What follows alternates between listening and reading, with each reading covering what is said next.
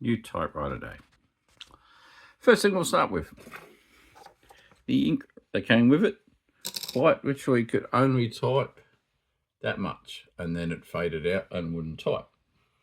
So I put it in a new ribbon, and it's still typed okay. But if you have a look at these E's, if it helps,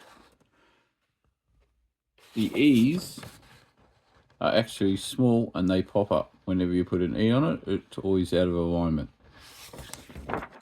Next problem.